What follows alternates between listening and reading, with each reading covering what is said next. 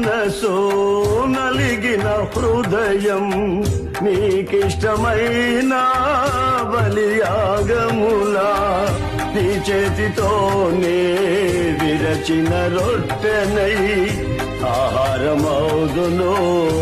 అనేకులకు నీ చేతితోనే